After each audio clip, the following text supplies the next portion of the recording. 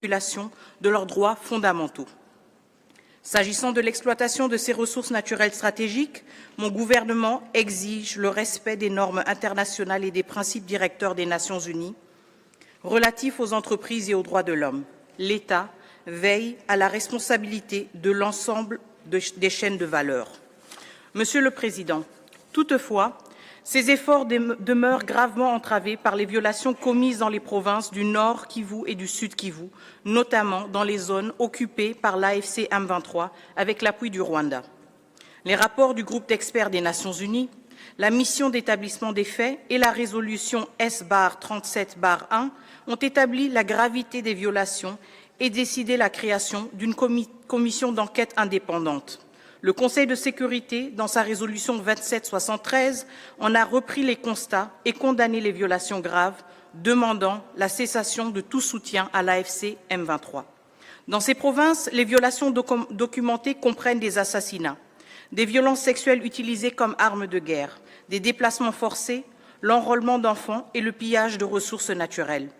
Un rapport consolidé du gouvernement, élaboré avec la participation de la société civile, fait état de plus de 17 000 atteintes graves, dont plus de 15 000 pertes en vie humaine, des centaines d'enlèvements, le viol d'une femme au moins toutes les 4 minutes et près de 8 millions de personnes déplacées.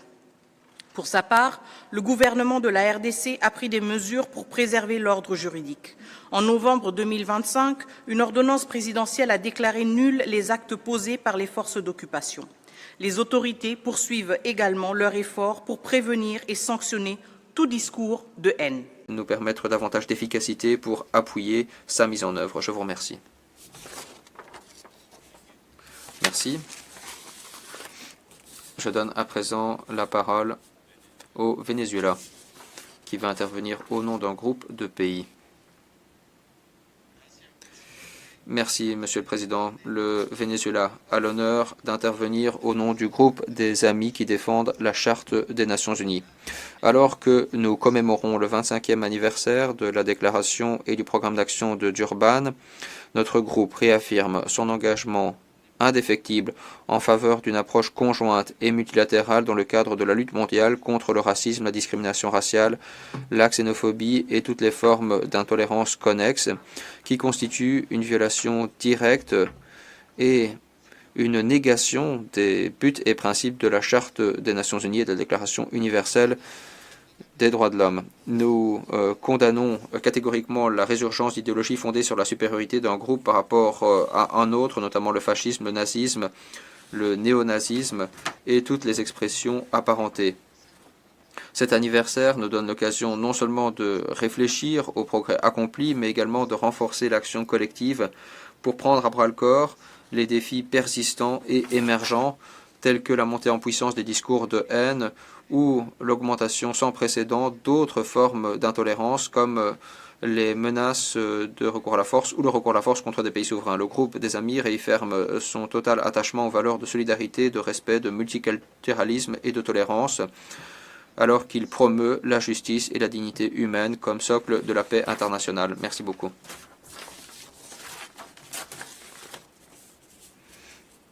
Je vous remercie. Je donne à présent la parole au Kenya, qui va intervenir au nom du groupe africain. Merci, Monsieur le Président, Madame la Haute-Commissaire adjointe, Madame Nada Al-Nashif, Mesdames et Messieurs les invités. Le groupe africain salue la tenue de cette manifestation importante qui a marqué un jalon essentiel dans la lutte de la communauté internationale contre le fléau du racisme, de la discrimination raciale, de la xénophobie et de l'intolérance qui est associée. Alors que nous célébrons ce jalon majeur, nous devons être conscients de l'esprit qui a entraîné la création de la DPAD à la suite d'incidents de racisme, de discrimination et de graves violations de droits humains au niveau mondial. Le groupe africain reconnaît que ces 25 dernières années, depuis l'adoption de la DPAD, des progrès notables ont été accomplis dans la lutte contre la discrimination raciale au niveau international, régional, national et local. Cependant, nous reconnaissons que des lacunes majeures demeurent pour éliminer la discrimination raciale dans toutes ses formes et manifestations manifestation. Nous affirmons que le maintien du racisme, de la discrimination raciale et de la xénophobie et de l'intolérance qui est associée démontre clairement qu'il est nécessaire de chercher de nouveaux moyens de combattre ce problème avec davantage de détermination, davantage d'humanité et une plus grande efficacité. En conséquence, alors que nous célébrons le 25e anniversaire de l'adoption de ce document phare, les États doivent redoubler d'efforts pour mobiliser l'appui à la pleine mise en œuvre efficace de la DPAD pour donner véritablement effet au thème de la décennie de l'UA et de la deuxième décennie internationale pour les personnes d'ascendance africaine. Le 25e anniversaire de la DPAD devrait être un appel à la communauté internationale à mettre pleinement en œuvre les dispositions de ce document important et à redoubler d'efforts pour combattre le fléau du racisme et de la discrimination raciale dans toutes leurs manifestations où que ces phénomènes se produisent.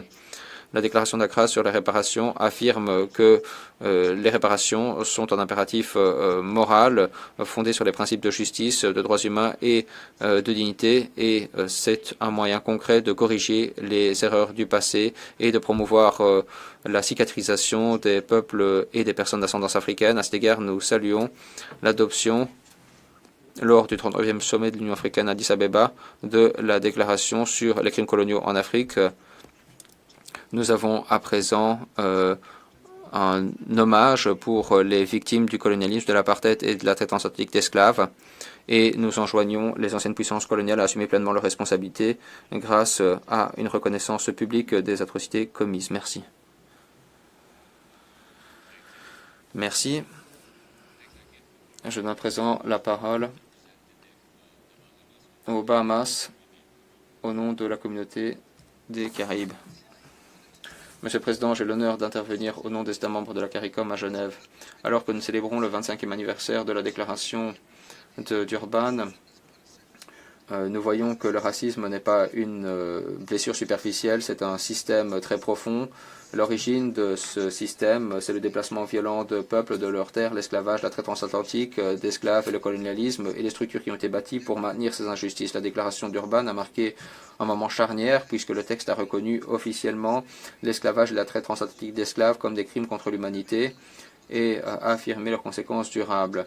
Le document appelait la communauté internationale à ne pas simplement couper les branches visibles de la discrimination, mais également à s'attaquer aux racines du problème. Pour la CARICOM, ces héritages demeurent sous la forme d'inégalités économiques, d'exclusion sociale et d'un accès inégal à différentes possibilités qui touchent les personnes d'ascendance africaine. Le phénomène est encore exacerbé dans notre région par les effets disproportionnés du changement climatique. Cet anniversaire, à la suite du 60e anniversaire de la Convention internationale sur l'élimination de toutes les formes de discrimination raciale et à la suite de la proclamation de la deuxième décennie internationale pour les personnes d'ascendance africaine, nous donne une occasion en or de promouvoir la reconnaissance, la justice et le développement. La CARICOM met activement à jour son plan en 10 points pour la justice réparatrice et grâce au processus du sommet Afrique-CARICOM, nous promouvons des mesures concrètes pour démanteler le racisme systémique. Si nous souhaitons véritablement assurer du changement, nous devons aller bien en dessous de la surface, nous attaquer aux causes profondes et investir dans des politiques et des partenariats qui permettent aux communautés touchées non seulement de survivre, mais également de s'épanouir. Merci. Je vous remercie. Je donne à présent la parole à la Chine. Monsieur le Président, cette année marque le 25e anniversaire de la déclaration et du programme d'action de Durban. La Chine salue cette réunion débat de haut niveau convoquée par le Conseil des droits de l'homme dans le but de réitérer notre engagement collectif de lutter contre le racisme. Éliminer toutes les formes de racisme et garantir l'égalité de la dignité et l'égalité de droits pour tous reflète à la fois l'esprit de la Charte de l'ONU et les principes d'équité et de justice. Quoi qu'il en soit, le racisme, la xénophobie et l'intolérance qui est associée restent monnaie courante. Les héritages du colonialisme et de la traite d'esclaves demeurent. Les personnes d'ascendance africaine sont encore confrontées à des inégalités structurelles dans l'éducation, l'emploi, les soins de santé et la justice. La Chine a toujours résolument appuyé la DPAD et continuera de mettre en œuvre ce texte. Nous allons promouvoir l'exercice dans des conditions d'égalité, du droit au développement et de tous les droits humains pour les personnes d'ascendance africaine. Nous allons coopérer avec la communauté internationale pour promouvoir la mise en œuvre efficace de la DPAD et assurer la bonne application de la deuxième décennie internationale pour les personnes d'ascendance africaine. Je vous remercie, Monsieur le Président. Merci. Je donne à présent la parole au Venezuela.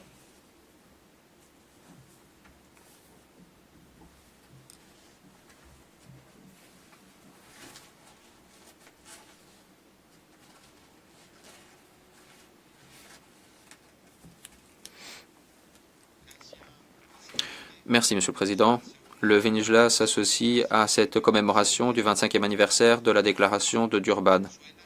Le Venezuela, en tant que pays pluriethnique, multiculturel et multiracial, réaffirme son engagement en faveur de la lutte contre le racisme, la discrimination raciale et les autres formes d'intolérance connexes. Le Venezuela réitère qu'il est nécessaire de continuer d'avancer dans la pleine mise en œuvre de la déclaration et du programme d'action de Durban, surtout en mettant un terme à tous les vestiges des théories de supériorité de certaines races ou cultures. Notre principe constitutionnel consacre le respect absolu de la dignité humaine, de l'égalité et de la non-discrimination, en garantissant des revendications, des réparations historiques et la lutte contre le racisme structurel. Nous condamnons la montée en puissance des discours de haine et d'actes contre les personnes d'ascendance africaine et les migrants, et nous rejetons la pratique néocoloniale constante visant à imposer des mesures coercitives unilatérales illégales qui ont des répercussions négatives sur tous les groupes de la société. En outre, nous dénonçons l'agression militaire qu'a subi le peuple vénézuélien le 3 janvier 2026, qui a entraîné des morts, des dommages dans les infrastructures civiles et la séquestration du président Nicolas Maduro et de la première dame, la députée Cilia Flores. Cet acte d'intolérance ne peut pas être banalisé par la communauté internationale. Par conséquent, nous appelons à condamner et à rejeter catégoriquement cette violation du droit international et de la Charte des Nations Unies et à défendre la paix et la souveraineté de notre peuple. Merci. Je vous remercie. Mesdames et Messieurs les participants, Excellences, il y avait un intervenant absent sur la liste des oratrices et orateurs. Nous avons donc aménagé l'ordre. J'aimerais donc que le secrétariat informe les délégations de ces modifications afin que les délégations puissent anticiper leur prise de parole en conséquence. Excellences, Mesdames et Messieurs les participants, je passe à présent à la liste des oratrices et orateurs pour les institutions nationales des droits de l'homme et les ONG. Et je donne à présent la parole à International Service for Human Rights. Je vous en prie.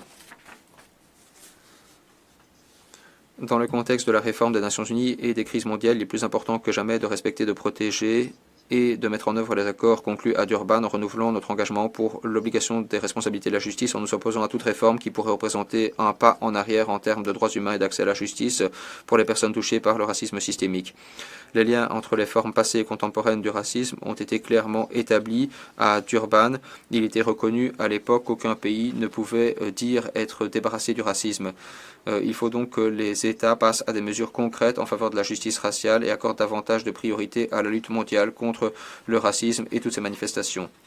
Notre organisation reprend à son compte les termes des défenseurs des droits humains et de leurs organisations et appelle les États à faire ce qui suit. Tout d'abord, s'opposer à toute réforme des Nations Unies qui pourrait potentiellement miner l'accès à la justice et la participation des Africains et des personnes d'ascendance africaine. Deuxièmement, participer activement à l'élaboration du projet de déclaration des Nations Unies sur la promotion et le respect des droits humains des personnes d'ascendance africaine. Troisièmement, renouveler tous les mandats de lutte contre le racisme qui sont prévus pour reconduction cette année. Quatrièmement, participer aux activités concernant la décennie sur les réparations de la Commission américaine des droits de l'homme et des peuples. Et cinquièmement, reconnaître que le racisme systémique est une conséquence directe de la traite transatlantique d'Africains et du colonialisme et examiner les causes profondes du racisme systémique dans chaque contexte national en adoptant des mesures concrètes en faveur des réparations pour les injustices historiques. Merci. Merci. Je donne à présent la parole à Association de défense et de promotion des droits de l'homme. Je vous en prie. Merci, Monsieur le Président. En ce 25e anniversaire de la déclaration et du programme d'action de Durban, nous devons parler des luttes durables de la communauté Ilam Tamil sous le contrôle de l'État du Sri Lanka. Même si le conflit armé s'est achevé en 2009, la discrimination systémique demeure.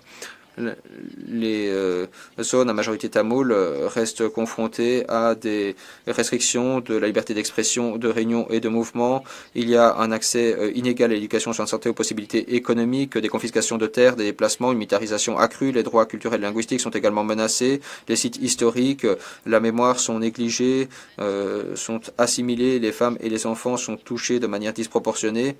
Le meurtre récent d'un enfant tamoul, Albunor Abul Pius, de 17 ans, illustre les vulnérabilités de cette communauté. Son meurtre n'est pas un phénomène isolé, mais fait partie d'un contexte plus général d'impunité structurelle et de violences ciblées. Les disparitions forcées et les meurtres extrajudiciaires non réglés continuent d'alimenter l'insécurité et la crainte. Les survivants et les familles sont encore confrontés à des traumatismes avec un accès limité à la justice et des réparations. La déclaration de Durban appelle à l'égalité, à la dignité et à l'obligation reditionnelle. Pour les Silam Tamouls, ce mandat reste urgent et il n'a toujours pas été concrétisé. Nous appelons instamment la communauté internationale à continuer de suivre la situation, à appuyer des mécanismes de justice et de réparation et à faire en sorte que le Sri Lanka respecte ses obligations dans le domaine des droits humains. Il n'y a que grâce à un engagement pérenne en faveur de l'égalité et de la non-discrimination que la communauté Ilam Tamoul pourra vivre dans la dignité et la sécurité et en participant pleinement à la vie de la société. Merci. Merci. Je donne la parole à présent à Rencontre africaine pour la défense des droits de l'homme.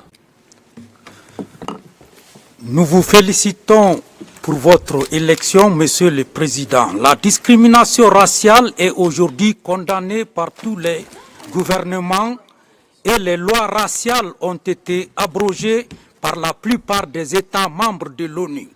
Le CERD surveille l'application de la Convention internationale. Il a réussi, dans quelques cas, à persuader les gouvernements à prendre les mesures supplémentaires. Eh bien, la célébration du 25e anniversaire reflète le ferme engagement de la communauté internationale à lutter contre le racisme. À ce jour, aucun pays ne peut prétendre à être à l'abri du racisme, car le racisme est une préoccupation mondiale. Le combattre doit être un effort collectif et une volonté politique réelle. Pour la RADDHO, la DPAD relève d'un esprit de solidarité et de coopération internationale. Elle puise son inspiration des buts et principes de la Charte des Nations Unies et les autres instruments pertinents. En conclusion, nous voulons savoir comment préserver les acquis obtenus dans la lutte contre le racisme au regard de la crispation géopolitique internationale marquée par la multiplication des hostilités. Docteur Martin, quelles sont les mesures envisagées par votre institution pour aider les pays à élaborer les législations vigoureuses pour... Je donne à présent la parole à l'intervenant suivant, International Youth and Student Movement for the United Nations.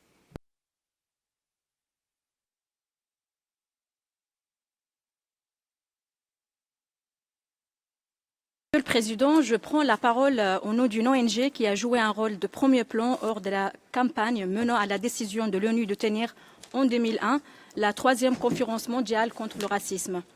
Depuis Durban, nous sommes engagés dans tous les aspects de son suivi en étroite collaboration avec des ONG partenaires. La DDPA représente un jalon historique pour les Nations Unies. En reconnaissant que le monde moderne s'est édifié sur les fondements de l'esclavage, de la traite transatlantique et du colonialisme. Nous nous joignons à l'appel en faveur d'une justice réparatrice. Cependant, nous ignorons que la DDPA a été victime de campagnes de désinformation qui ont dénaturé le contenu véritable.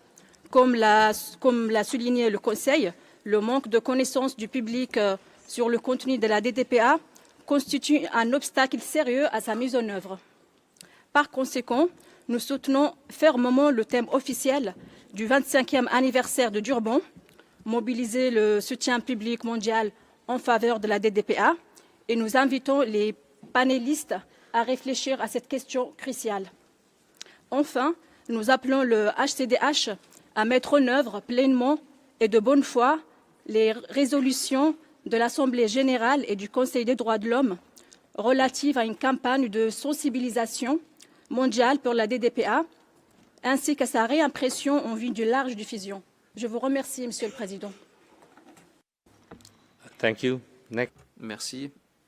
Je donne à présent la parole à Global Action on Aging. Monsieur le Président, nous saluons la tenue de cette réunion débat essentielle qui devrait faire office de tremplin pour une commémoration de haut niveau du 25e anniversaire de la DPAD.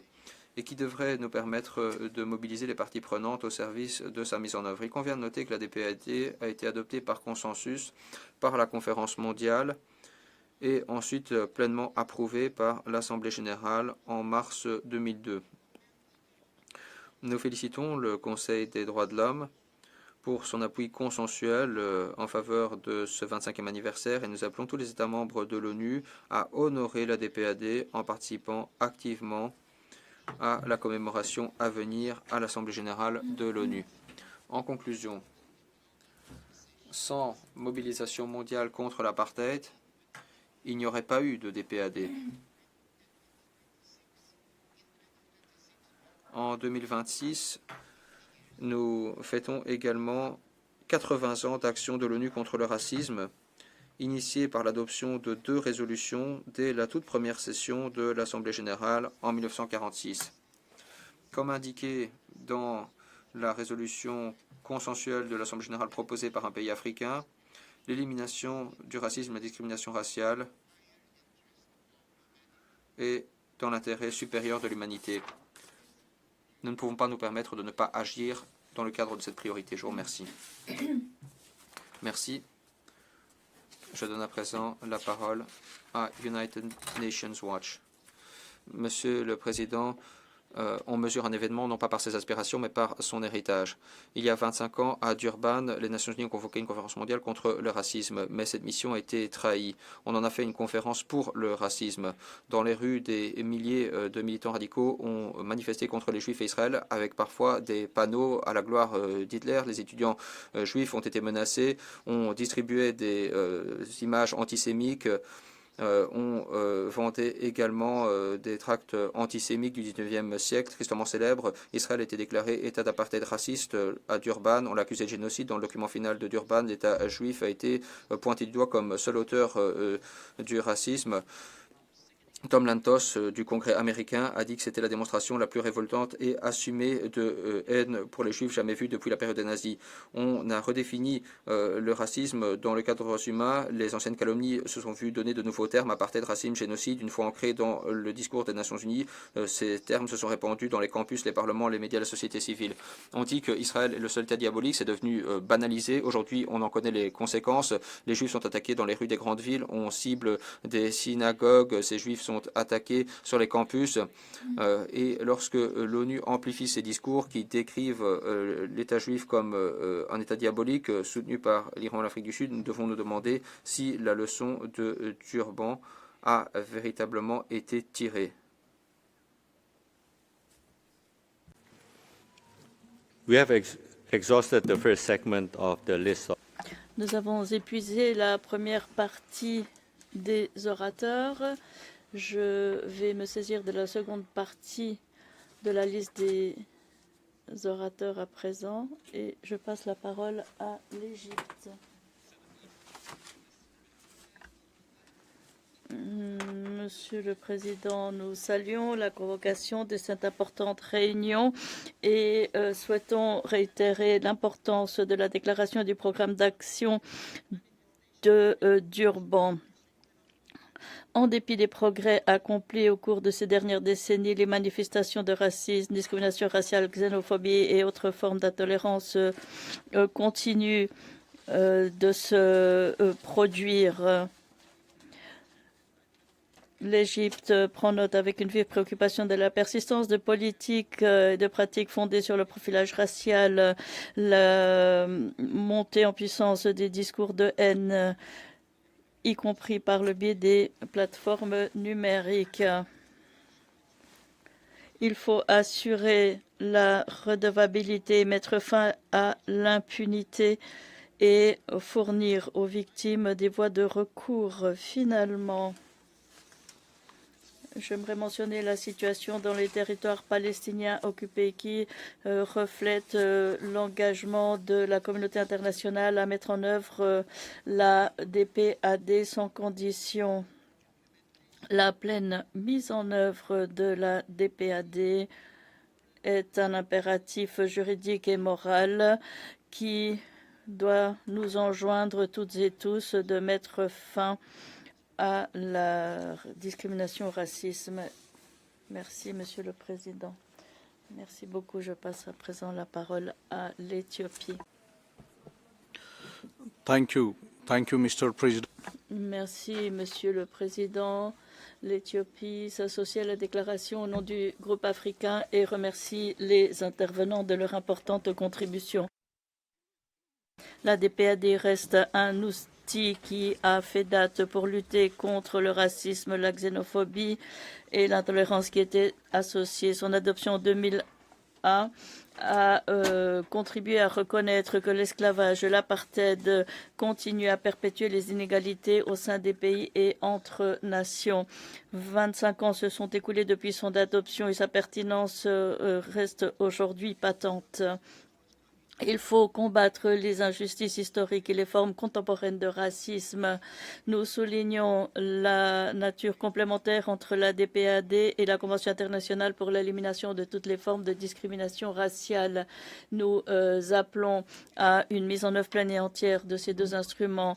Mon pays estime que la lutte contre le racisme requiert que l'on joigne le geste à la parole, que l'on renforce les institutions, que l'on adopte des politiques de développement inclusif et que l'on assure l'accès à des perspectives économiques dans des conditions d'égalité.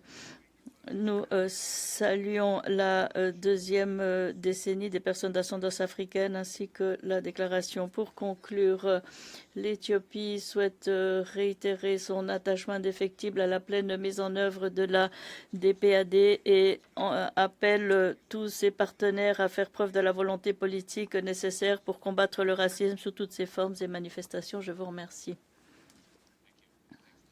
Merci. Je passe la parole au Kenya.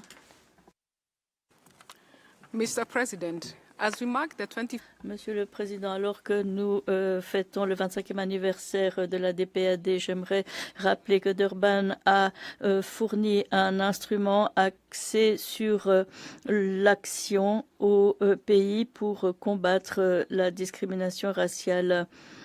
Au fil des années, cet instrument s'est révélé aussi pertinent aujourd'hui que lors de son adoption. Aucun pays n'est à l'abri de ce fléau et assurer la mise en œuvre de Durban reste impératif.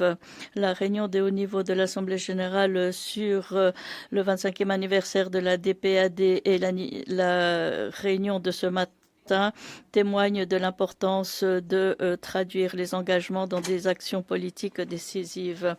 De nombreux rapports continuent de déployer la discrimination et le racisme structurel. Nous constatons une montée en flèche de cas de discours de haine, de xénophobie et une militarisation des nouvelles technologies qui risquent de banaliser l'intolérance et de marquer un recul. Les objectifs de la déclaration n'ont pas été entièrement réalisés, loin s'en faut. Nous devons créer des sociétés homogène. Il nous faut renouveler la volonté politique. Deuxièmement, nous devons redoubler d'investissements. Troisièmement, nous devons mobiliser les partenariats dans les différents secteurs. Et quatrièmement, nous devons inclure les Africains et les personnes d'ascendance africaine qui doivent être au cœur des décisions qui seront prises. Je vous remercie. Merci beaucoup. Je passe la parole à l'Algérie. Thank you, Mr. President. Monsieur le Président, la délégation algérienne se félicite de la tenue de ce panel marquant le 25e anniversaire de la déclaration et du programme d'action de Durban. Cadre universel de référence dans la lutte contre le racisme et toutes les formes d'intolérance. Un quart de siècle après son adoption, les défis persistent et se transforment, notamment sous l'effet des technologies numériques. L'Algérie affirme son engagement constant illustré par l'adoption en 2020 de la loi 2005 criminalisant le discours de haine et la mise en place d'un mécanisme national de prévention. Monsieur le Président, l'Algérie se félicite de la récente adoption par l'Union africaine de la déclaration d'Alger sur les crimes coloniaux en Afrique. Cette déclaration constitue un appel conjoint des États africains à la reconnaissance des crimes liés au colonialisme, à l'apartheid et à la traite transatlantique. Elle consacre le 30 novembre comme journée africaine d'hommage aux martyrs africains et appelle les anciennes puissances coloniales à assumer pleinement leurs responsabilités historiques à travers une reconnaissance claire, explicite des injustices commises. Elle préconise également la mise en place d'une plateforme africaine de justice environnementale afin d'évaluer les préjudices et de promouvoir des réparations justes et équitables. Enfin, l'Algérie affirme sa solidarité avec les peuples vivant sous occupation étrangère, dont les droits fondamentaux continuent d'être bafoués au mépris du droit international. Je vous remercie.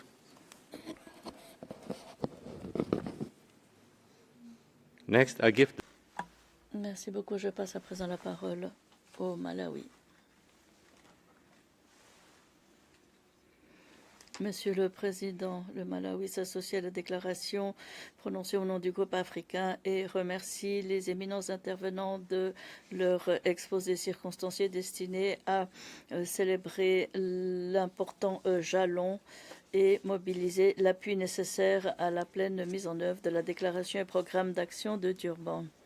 Nous sommes préoccupés de constater que 25 ans après l'adoption de la DPAD, et des efforts concertés déployés par la communauté internationale, nombreux sont ceux qui, à travers le monde, y compris les Africains et personnes d'ascendance africaine, migrants, réfugiés, personnes d'origine ethnique ou raciale, linguistique, minoritaire ou minorités religieuses continuent d'être victimes de racisme, de discrimination raciale, de discours de haine, de violences ciblées, de xénophobie et de l'intolérance qui est associée. Le Malawi estime que la DPAD reste un outil essentiel pour démanteler le racisme et la discrimination.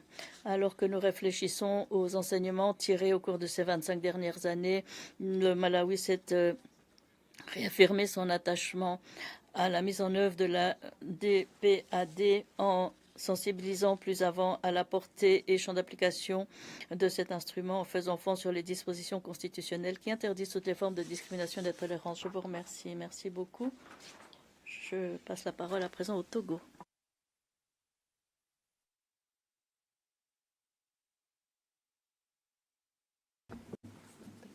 I call on the distinguished representative of Togo. Le représentant du Togo a la parole.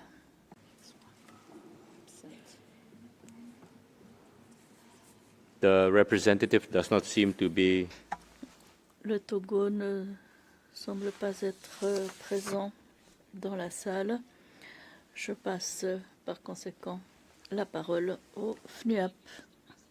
Merci, Monsieur le Président. Le FNUAP salue cette commémoration 25 ans après l'adoption de la DPAD. L'héritage de l'esclavage et du colonialisme continue d'avoir une incidence préjudiciable sur les perspectives dans les secteurs de la santé, de l'éducation et autres, avec des incidences disproportionnées sur les femmes et les filles d'ascendance africaine. Les données montrent des taux élevés de mortalité maternelle et infantile et difficulté d'accéder aux services en matière de sexualité et de procréation. Nous constatons des taux de mortalité maternelle plus élevés parmi les femmes noires d'Amérique qui ont 3 fois plus de risques de mourir en couche. À cela s'ajoute un accès limité aux contraceptions et un taux élevé de grossesse précoce. Il nous faut redoubler d'efforts pour ouvrir un dialogue dans le cadre de l'instance permanente des personnes d'ascendance africaine. En outre, un symposium mondial sur les femmes et filles d'ascendance africaine a eu lieu au Costa Rica en 2025. Cela s'inscrit dans le cadre d'une coalition financée par le Luxembourg et qui a vocation à réunir des parties prenantes pour combler les lacunes en matière de santé maternelle. Je vous remercie. Excellencies, distinguished Mesdames et messieurs les participants, mesdames et messieurs les dignitaires, 2 orateurs n'ont pas pris la parole, mais je la leur redonnerai lorsque nous passerons à l'autre liste des orateurs. Le Pérou a la parole. Le Pérou est un pays pluriethnique et culturel composé de groupes dont la culture et les traditions ont bâti notre pays. Nous soulignons l'importance du rôle des personnes d'ascendance africaine dans l'histoire de notre pays. Ce peuple a apporté une contribution politique, culturelle et a lutté pour la liberté. Cet héritage met également au jour les conséquences de l'esclavage. Monsieur le Président, le Pérou réaffirme son attachement à la pleine mise en œuvre de la DPAD, instrument essentiel pour guider les actions multilatérales pour éradiquer le racisme, la discrimination raciale, la xénophobie et l'intolérance qui est associée. Le Pérou a renforcé son cadre normatif et institutionnel pour promouvoir et défendre les droits des personnes afro-péruviennes. Nous garantissons le respect de leur identité. Nous avons adopté des mesures en ce sens, notamment par le biais de la mise en œuvre de la politique nationale du peuple afro-péruvien à l'horizon 2030, qui a vocation à assurer l'accès aux services publics dans des conditions de qualité, renforcer la participation, le développement de l'identité et la jouissance égale des droits. Il est important de préciser que le Pérou écoute les demandes d'autres peuples tels que les peuples autochtones et peuples premiers, notamment par le biais de la commission multisectorielle permanente qui a pour objectif de renforcer la participation de ces populations. Monsieur le Président, le Pérou réaffirme sa détermination à participer de manière constructive aux travaux en vue de la mise en œuvre effective de la DPAD. Interruption de l'orateur par le président. Merci beaucoup. Je passe la parole à la Sierra Leone. Merci. Nous nous associons à la déclaration prononcée au nom du groupe africain. Nous remercions la haute commissaire adjointe et les conférenciers de leur important exposé. La DPAD était et reste la réponse collective au racisme.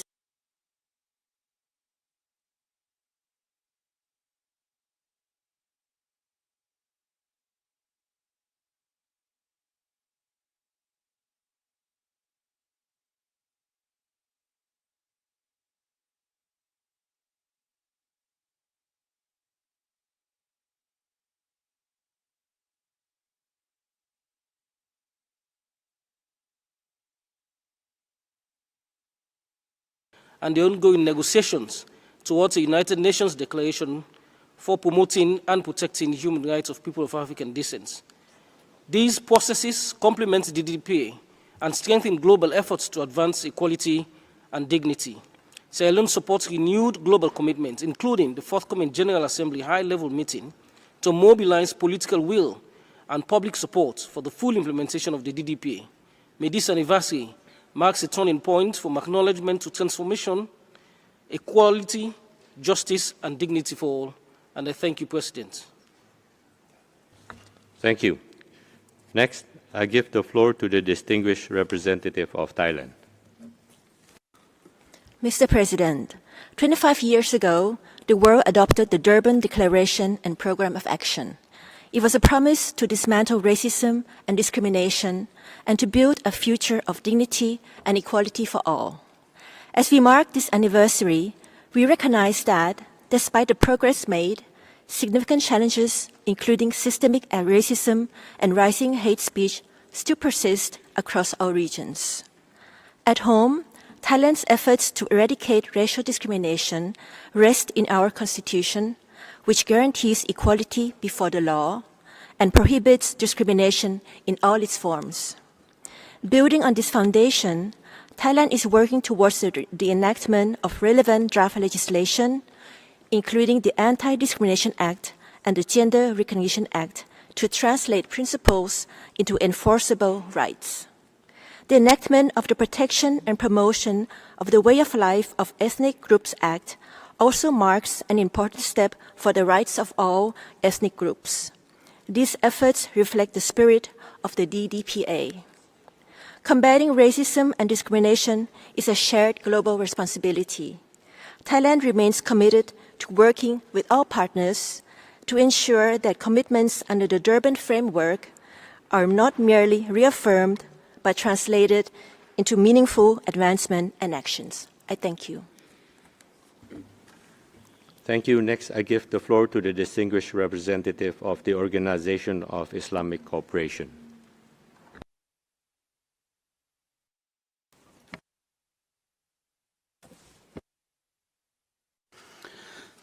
سيد الرئيس أصحاب السعادة سيدات Mr. Chair, Excellencies, good morning. On behalf of the Standing Independent Permanent Human Rights Commission of the OIC, I reaffirm our strong commitment to eliminating all forms of racism, racial discrimination, xenophobia, and related intolerance worldwide. The Commission underscores that Islamophobia has emerged as a contemporary form of racism affecting Muslim minorities in many parts of the world, undermining social cohesion and the equal enjoyment of human rights. At the same time, we still remain deeply concerned about the racist policies and practices by the Israeli occupation regime affecting Palestinians, particularly in Gaza and the OPT, which have resulted in grave violations of international human rights and humanitarian law.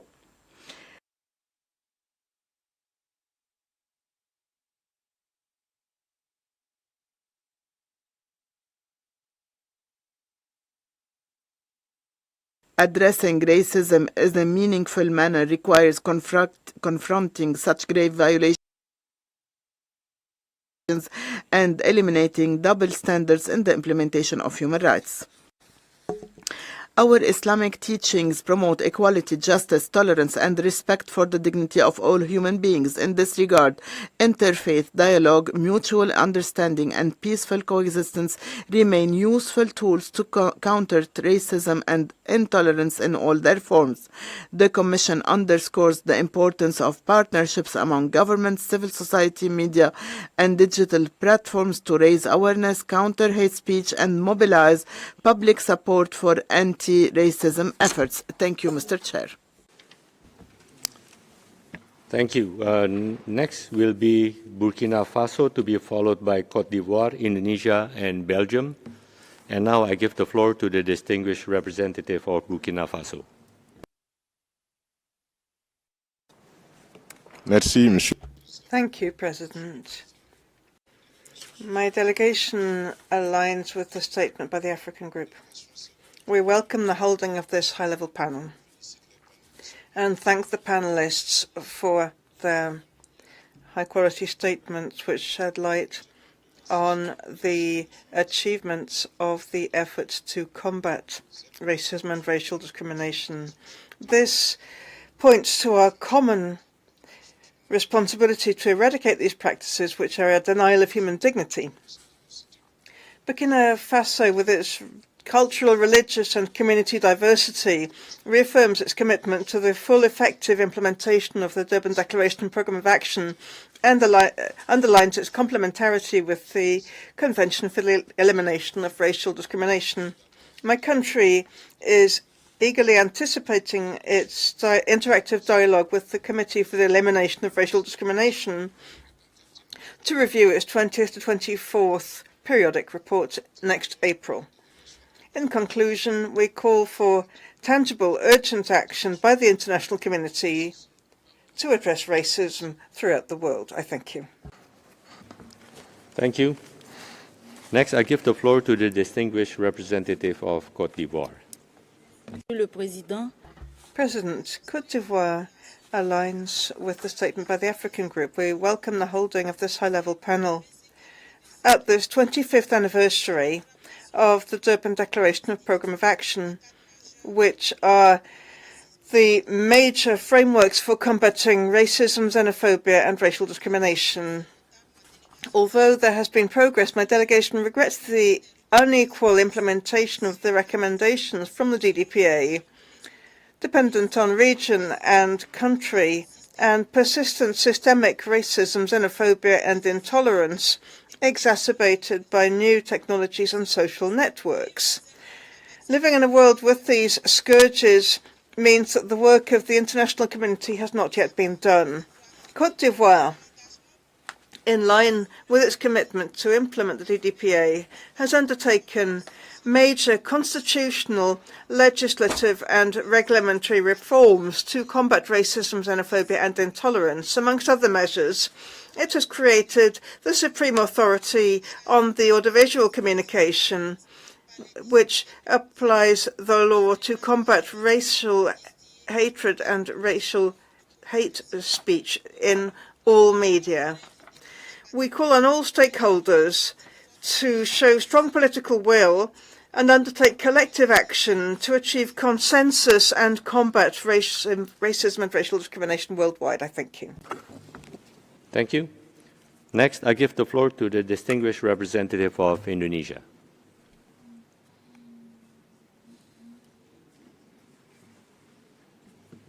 President, Indonesia thanks all the panelists and reaffirms the enduring relevance of the Durban Declaration and Program of Action as we mark its 25th anniversary. While it remains a comprehensive framework to combat Il s'agit d'un cadre complet de lutte contre le racisme, la discrimination raciale, la xénophobie, l'intolérance qui est associée. Cependant, la persistance et l'évolution des défis mettent en exergue la nécessité urgente de joindre le geste à la parole. Nous estimons qu'une mise en œuvre doit être ancrée sur des cadres nationaux solides, assortis de politiques qui contribuent notamment à sensibiliser aux défis. Nous constatons une montée en puissance des discours haineux, notamment en ligne. Ainsi, il nous faut prévoir des réponses solides pour faire face aux manifestations modernes de ces fléaux. Il faut également combattre les injustices historiques. Nous pensons qu'une coopération internationale renforcée est essentielle pour accélérer les progrès.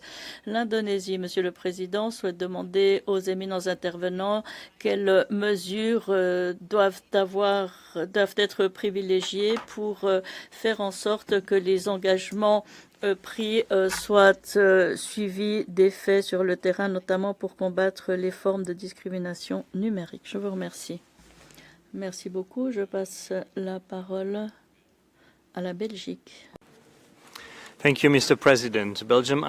Merci, Monsieur le Président. La Belgique s'associe à la déclaration de l'Union européenne et remercie les intervenants de leur exposé exhaustif sur la lutte contre le racisme et la pertinence de la DPAD. Il y a 25 ans, la Belgique a joué un rôle décisif en réunissant un engagement inclusif de la part de tous, fondé sur le consensus. Ces engagements consacrés dans la DPAD restent pertinents aujourd'hui comme ils l'étaient lors de leur adoption.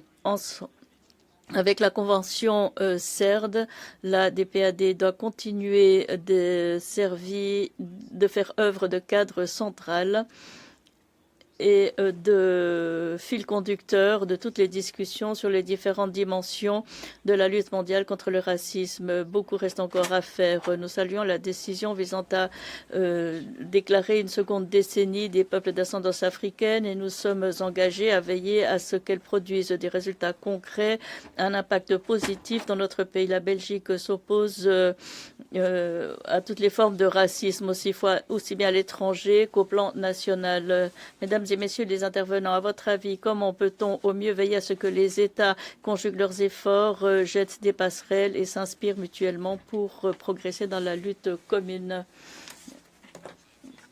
Merci beaucoup, Excellences, Mesdames et Messieurs les participants. Je vais à présent me tourner vers la liste des orateurs au nom des INDH et des ONG. Je passe à présent la parole à promotion du développement économique et social. سيد الرئيس، بعد مرور 25 عاما على اعتماد إعلان وبرنامج عمل ديربان، لم يعد السؤال المطروح هو الاعتراف المعياري بالعنصرية بل كيفية ضمان التنفيذ الفعلي. Monsieur le Président, il faut continuer d'assurer la mise en œuvre de mesures de lutte contre le racisme. La DPAD est le cadre idoine. Cependant, sa pleine mise en œuvre dépend de son intégration systématique au sein du cadre des droits humains juridiquement contraignants. l'expérience acquise par les dialogues avec les organes conventionnels, les procédures spéciales et les mécanismes de suivi en lien avec le processus de Durban apporte la preuve qu'il s'agit d'outils solides. Permettez-moi de formuler 3 recommandations pratiques. Premièrement, l'intégration systématique des engagements de Durban dans les processus d'examen des États, y compris une harmonisation renforcée entre les recommandations du comité CERD de l'EPU et les plans d'action contre le racisme. Deuxièmement, renforcer les approches fondées sur les données en élaborant des indicateurs clairs et mesurables pour évaluer les progrès de la lutte contre le racisme structurel, y compris les dimensions contemporaines, numériques et intersectionnelles. Troisièmement, continuer de lutter contre les discours de haine. L'orateur est interrompu par le président. Merci beaucoup. Je passe la parole à Human Rights Watch. Monsieur le Président, le 25e anniversaire de la DPAD requiert que l'on célèbre, mais également que l'on fasse un bilan. La DPAD est un instrument global pour lutter contre le racisme. L'une des principales réalisations de cet instrument est la création de nouvelles perspectives de discussion mondiale sur la question des réparations, y compris au sein du Conseil des droits de l'homme. Si des accords persistent, ces discussions ont mis au jour un échec à reconnaître le droit à une réparation pour les atrocités du colonialisme. Des mouvements de la société civile sont au cœur de cette lutte. La mobilisation inlassable en dépit des reculs de certains gouvernements, mais ont placé la question des réparations à l'ordre du jour international. L'Union africaine a consacré l'année 2025 à la justice réparatrice pour les Africains et les personnes d'ascendance africaine. L'Union africaine a ensuite déclaré qu'il s'agirait d'une décennie consacrée aux réparations et est convenu d'adopter des efforts conjoints avec les États des Caraïbes. Les réparations sont essentielles. Je vous remercie pour assurer un futur équitable. Merci beaucoup. Je passe à présent la parole à l'Association culturelle des Tamouls en France. Okay, the representative doesn't. Le représentant de cette organisation semble absent. Je passe la parole à Rajasthan Samrag Kalyan Sanstan par message vidéo. Merci. Malheureusement, la qualité du son ne permet pas l'interprétation de cette déclaration. But confronted edge crave human-led evolution. The DPA remains the most comprehensive global blueprint to dismantle structural and systematic racism. Yet today, that promise remains understated. Data show that 1 in 3 people globally experience discrimination, while rising online and offline hate speech fueled violence and exclusion. Last year in 2025, as we marked the 60th anniversary of the ICERD, now a state must move for commitment to compliance. We call for first concrete national action plans aligned with the Durban Program backed by data, budgets and accountability. Second, zero tolerance for hate speech and racist violence consistent with international human rights law. Third, meaningful participation of victims, youth and civil society in shaping solutions. Mr. President, Durban taught us a simple truth. Racism is not inevitable. It is constructed and therefore it can be dismantled. The choice before us is clear. Remembrance without action or justice with courage. Let us choose courage. We thank you. May all live happily. Okay, thank you. Merci. Nous avons épuisé cette deuxième partie de la liste des oratrices et orateurs. Excellences, Mesdames et Messieurs les participants, il s'agissait du dernier intervenant que nous pouvions entendre. Je vous rappelle que les personnes inscrites sur la liste des intervenants qui n'ont pas pu prendre la parole faute de temps peuvent téléverser leur déclaration pour qu'elle soit publiée sur l'extranet. Je vais à présent rendre la parole à nos invités pour leurs remarques de conclusion. Vous disposez d'1 minute par personne. Et je commence par M. Jungong, qui sera suivi des invités suivants. M. Jungong. Merci beaucoup, Monsieur le Président. La discussion qui a eu lieu ici aujourd'hui m'a beaucoup enthousiasmé.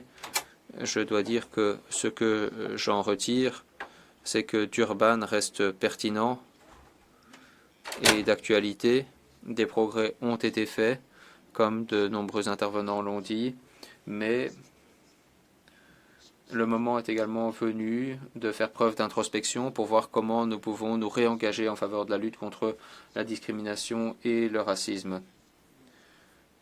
Par conséquent, je quitte cette manifestation avec un sentiment d'urgence parce qu'il y a encore des défis persistants en suspens que nous devons traiter.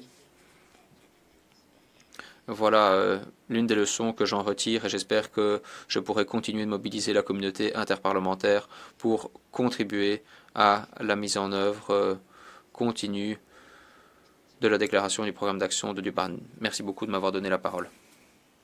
Merci. Madame Beatriz Carrillo de los Reyes, vous êtes la suivante, Excellence. Merci beaucoup.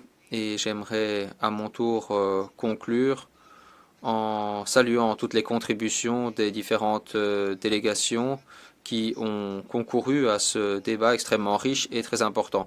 Et j'aimerais terminer en lançant un message d'espoir, de travail, de robustesse, parce qu'il y a plus de 25 ans, où étaient tous les peuples, où étaient toutes les personnes qui continuent de lutter pour parvenir à un avenir meilleur.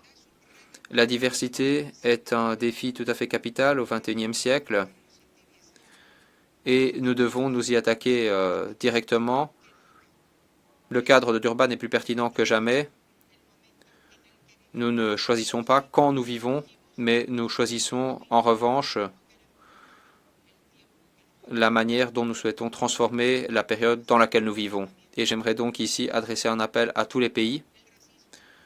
Le racisme doit prendre fin, il doit être éradiqué dans les rues, dans les logements, dans les espaces publics, à la télévision. Merci beaucoup.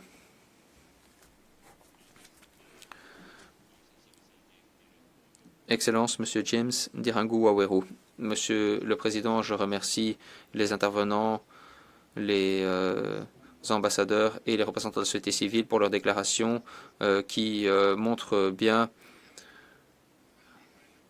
le militantisme pour la DPAD, la manifestation parallèle en marge de la semaine de l'Assemblée générale avec une journée de haut niveau constitue une initiative bienvenue, un moment charnière. Nous devrions mobiliser la volonté politique pour adopter une déclaration succincte. Les choses ont avancé, mais il est encore possible de faire mieux. J'aimerais donc que vous puissiez appuyer le groupe de travail intergouvernemental alors que nous négocions la déclaration sur les droits humains des personnes d'ascendance africaine. Je vous remercie de m'avoir donné la parole, Monsieur le Président. Merci. Je donne à présent la parole à Madame Ketty Marcelo Lopez. Madame. Je vous remercie à mon tour pour ces contributions essentielles, contributions des pays, mais il est également essentiel que les États et les responsables politiques passent des discours à l'action. Dans les politiques nationales, il faut tenir compte de la diversité culturelle, mais il faut aller plus loin. Très souvent, les peuples autochtones et les personnes d'ascendance africaine sont simplement considérés comme des manifestations de folklore. Et dans les politiques publiques, nous ne sommes pas considérés comme des sujets de droit. Il n'y aura pas de paix ou de justice sociale si on continue d'assassiner des autochtones et des personnes d'ascendance africaine. Il faut décoloniser les politiques. Ces politiques ne doivent plus être coloniales, il faut décolonialiser. C'est vrai non seulement pour les politiques, mais également pour nous-mêmes, dans nos pensées, nos réflexions, comme notre action. L'éducation est tout à fait capitale. L'éducation interculturelle bilingue ne doit pas être considérée uniquement comme une forme d'apprentissage pour les personnes d'ascendance africaine ou pour les autochtones.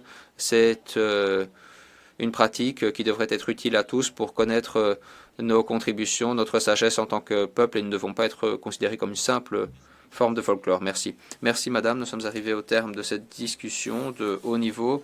Je tiens à remercier la haute-commissaire adjointe qui était parmi nous, nos intervenants et toutes les personnes qui ont contribué à notre discussion.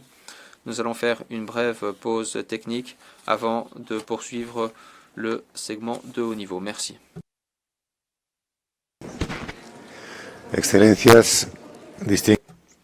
Excellences, Mesdames et Messieurs les participants, nous allons poursuivre notre série de séances de haut niveau du Conseil des droits de l'homme. J'ai l'honneur,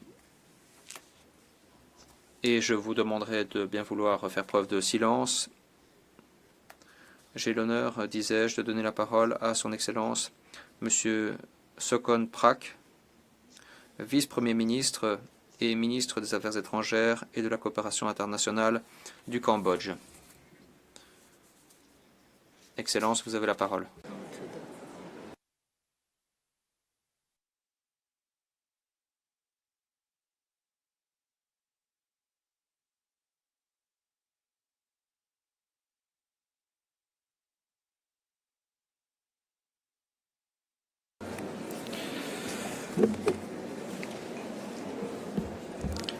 Monsieur le Président, chers délégués, nous nous réunissons à un moment où le système international des droits de l'homme traverse une période éprouvante. Les conflits armés, la fragmentation géopolitique et la montée des démarches unilatérales.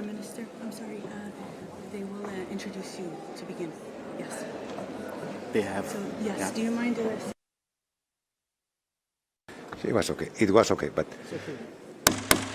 por favor, les ruego Veuillez bien vouloir écouter l'orateur. Monsieur le ministre, vous avez la parole. Monsieur le Président, chers délégués, nous nous réunissons à un moment où le système international des droits de l'homme traverse une période éprouvante. Les conflits armés, la fragmentation géopolitique et la montée des démarches unilatérales affaiblissent les mécanismes de protection des populations. Dans de nombreuses régions du monde, les civils continuent de payer le prix fort pour les rivalités politiques et militaires. Les droits humains ne peuvent prospérer durablement sans paix. Le développement ne peut progresser sans sécurité. Dans les relations entre États, la protection des droits de l'homme et de la dignité repose sur un respect scrupuleux de la souveraineté, de l'intégrité territoriale et du droit international. Le Cambodge s'exprime avec l'autorité de son expérience. Sorti des décennies de conflits, notre pays a rétabli la paix grâce à la réconciliation nationale et à la politique gagnant-gagnant initiée par Samdech Techo Hun Sen. Près de 3 décennies de stabilité ont permis au Cambodge de réaliser des progrès majeurs dans la promotion et la protection des droits de l'homme, favorisant la reconstruction institutionnelle, la reprise économique et la consolidation progressive d'une gouvernance basée sur le droit. Ces progrès sont concrets. Réduction significative de la pauvreté, accès quasi universel à l'enseignement primaire, amélioration des systèmes de santé et de protection sociale, participation accrue des femmes aux responsabilités nationales et internationales, notamment dans les opérations de maintien de la paix de l'ONU, et renforcement du cadre juridique pour lutter contre la violence domestique, le trafic des personnes et la protection des travailleurs. Nous poursuivons le développement de la vie civile et politique, des réformes judiciaires, tout en encourageant un dialogue constructif avec la société civile. Nous poursuivrons nos efforts pour libérer le Cambodge de l'impact des mines d'ici 2030 et nous aidons d'autres pays dans le déminage et la formation de leur personnel. Nous intensifions également notre action contre les crimes transnationaux, en particulier les arnaques en ligne et le trafic des êtres humains. Les arnaques en ligne sont un problème mondial qui sape les droits humains au-delà des frontières. Depuis la création d'une force nationale dirigée par notre Premier ministre, les autorités ont réprimé de nombreux réseaux, sauvé des milliers de victimes et arrêté nombre de criminels. Nous finalisons une loi spéciale sur la lutte contre les arnaques en ligne soulignant notre ferme engagement à éradiquer ce crime. Pour relever un tel défi, le Cambodge s'est engagé dans des efforts collectifs avec les parties concernées au niveau national, bilatéral et multilatéral. Ce combat nécessite de la coopération et non pas des actions policières ou militaires étrangères et unilatérales qui ne servent que pour masquer des actes d'agression et d'occupation.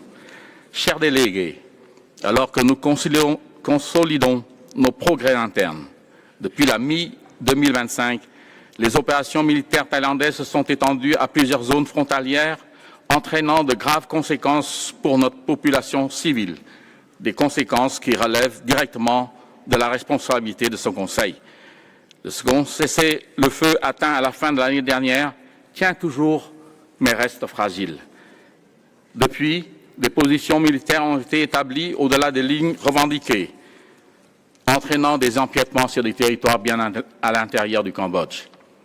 Dans plusieurs villages frontaliers occupés, des civils ont été expulsés de force de leur domicile, des maisons détruites, des infrastructures militaires érigées et l'accès interdit par des fils barbelés et des conteneurs, entravant le retour sûr et digne des civils, contrairement aux arrangements convenus entre les deux pays. Au plus fort des hostilités, près de 650 000 personnes furent déplacées. Actuellement, plus de 80 000 personnes restent incapables de retourner chez elles. Ces actions touchant les populations civiles soulèvent de sérieuses préoccupations au regard du droit international et des droits de l'homme, notamment le droit à la vie, la sécurité de la personne, la liberté de circulation, un logement adéquat et l'accès à la vie culturelle et religieuse. Tout au long de cette période, le Cambodge a fait preuve de la plus grande retenue et de haute responsabilité, fournissant une aide humanitaire, assurant la continuité des services essentiels aux personnes déplacées et restant fermement engagé en faveur d'un cessez-le-feu efficace et durable et d'un dialogue pacifique pour le retour à la normalisation. La protection des droits humains est indissociable de la paix. Dans cet esprit, le Cambodge appelle au respect total et la mise en œuvre fidèle des accords existants, au retrait des forces militaires thaïlandaises du territoire cambodgien, dont la présence reste le principal obstacle au retour sûr et digne des civils chez eux, et au règlement pacifique des différends, conformément au principe de non-usage de la force, du droit international et du droit international humanitaire. Ce n'est qu'à travers une telle adhésion que nos deux peuples peuvent coexister dans la paix, la stabilité et le respect mutuel. Je vous remercie. Muchas gracias. Merci beaucoup. Je donne à présent la parole à son Excellence Madame Tanja Fajon, vice-première ministre et ministre des Affaires étrangères et européennes de la Slovénie.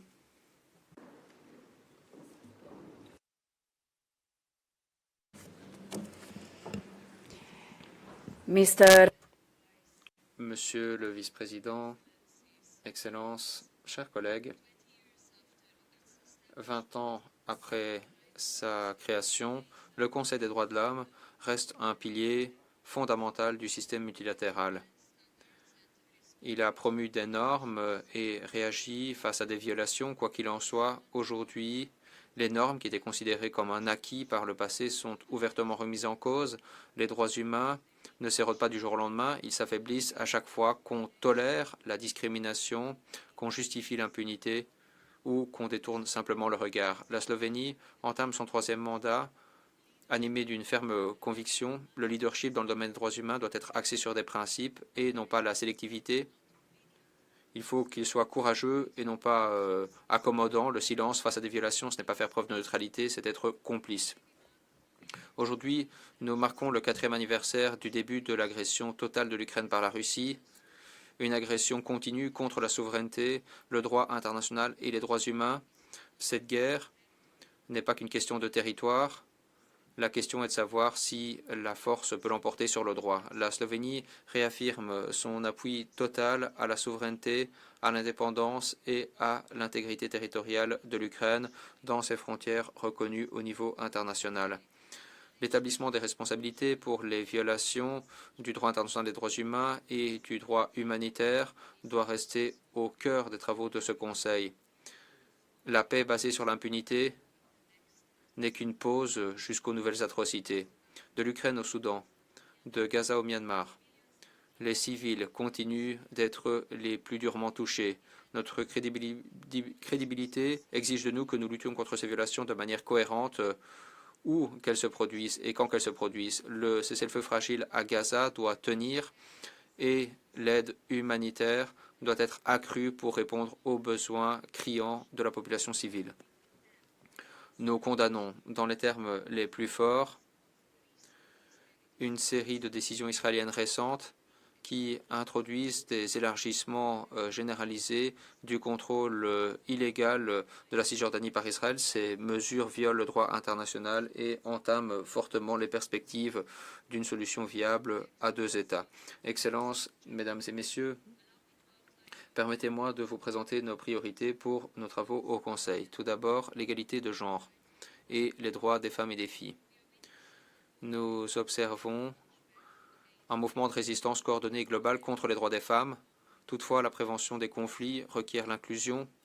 Le Conseil a été conçu non seulement pour réagir, mais également pour prévenir les violations.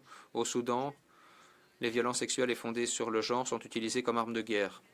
En Afghanistan, les femmes et les filles sont effacées de la vie publique, privées d'éducation, d'emploi et n'ont plus voix au chapitre. Ce n'est pas une forme de culture, c'est une persécution. La communauté internationale ne doit pas banaliser ces actes en raison d'une certaine lassitude ou par commodité politique, comme Mary Robinson nous l'a rappelé. Le leadership politique n'est pas neutre du point de vue du genre. L'égalité de genre n'est pas secondaire en cas de conflit. C'est une mesure qui montre si la paix peut tenir. En tant que première femme ministre des Affaires étrangères de la Slovénie, je suis déterminé à promouvoir le rôle de premier plan des femmes dans la diplomatie. Et oui, le moment est venu d'avoir une secrétaire générale des Nations Unies. Deuxièmement, les droits des personnes âgées. Les changements démographiques redéfinissent toutes les sociétés. Cependant, des lacunes demeurent en matière de protection.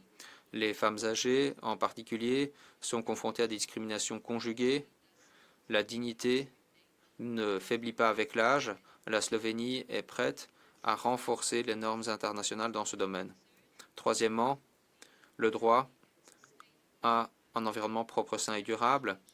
Le changement climatique et la dégradation de l'environnement minent l'exercice de tous les droits humains.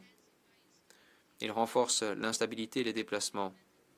La protection de l'environnement, l'égalité de genre et la paix sont inséparables et doivent orienter nos politiques à tous les niveaux.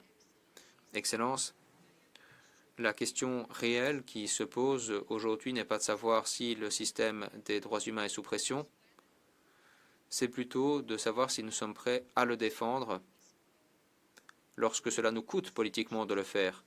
Les institutions ne s'effondrent pas parce qu'elles sont imparfaites. Elles s'effondrent lorsque nous cessons de les défendre. Alors que les discussions sur la réforme de l'ONU continuent, les gains d'efficacité ne doivent pas être promus au détriment de l'universalité. Le sous-financement chronique du pilier des droits de l'homme n'est pas un problème technique, c'est une décision politique. Les droits humains ne sont pas un élément secondaire des Nations Unies, mais le cœur même de cette architecture. À cet égard, la Slovénie appuie l'Alliance mondiale pour les droits humains et est prête à participer à ces activités. Chers collègues, les droits humains ne se mettent pas en œuvre d'eux-mêmes, ils ne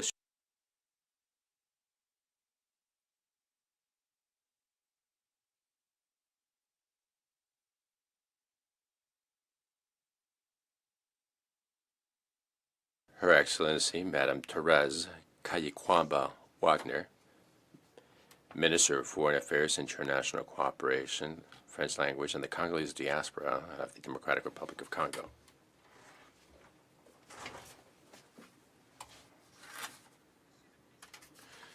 Mr. President, High Commissioner for Human Rights, Excellencies, dear delegates, on behalf of the President of the Republic of Congo and the Prime Minister, allow me to congratulate you for this session. Mr. President, the DRC remains committed to the principles of the UN Charter and to the connected international instruments for human rights, which means that we have had reforms strengthening the rule of law and accountability. The protection of victims, particularly women and children, is a priority. We see this through a zero-tolerance policy against sexual offenses and conflict, and the implementation of a institutional process with reparations created by the law for the protection and reparation for victims.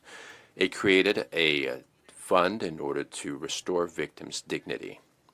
Beyond the transitional justice, the DRC is also addressing the structural causes of the violation. The creation of economic and financial tribunals seeks to prosecute de leurs droits fondamentaux. S'agissant de l'exploitation de ces ressources naturelles stratégiques, mon gouvernement exige le respect des normes internationales et des principes directeurs des Nations Unies relatifs aux entreprises et aux droits de l'homme. L'État veille à la responsabilité de l'ensemble des chaînes de valeur. Monsieur le Président, toutefois, ces efforts demeurent gravement entravés par les violations commises dans les provinces du Nord Kivu et du Sud Kivu, notamment dans les zones occupées par l'AFC M23 avec l'appui du Rwanda. Les rapports du groupe d'experts des Nations Unies, la mission d'établissement des faits et la résolution S-37-1 ont établi la gravité des violations et décidé la création d'une commission d'enquête indépendante. Le Conseil de sécurité, dans sa résolution 2773, en a repris les constats et condamné les violations graves, demandant la cessation de tout soutien à l'AFC M23. Dans ces provinces, les violations documentées comprennent des assassinats, des violences sexuelles utilisées comme armes de guerre, des déplacements forcés, l'enrôlement d'enfants et le pillage de ressources naturelles. Un rapport consolidé du gouvernement, élaboré avec la participation de la société civile, fait état de plus de 17 000 atteintes graves, dont plus de 15 000 pertes en vie humaine, des centaines d'enlèvements, le viol d'une femme au moins toutes les 4 minutes et près de 8 millions de personnes déplacées. Pour sa part, le gouvernement de la RDC a pris des mesures pour préserver l'ordre juridique. En novembre 2025, une ordonnance présidentielle a déclaré nuls les actes posés par les forces d'occupation.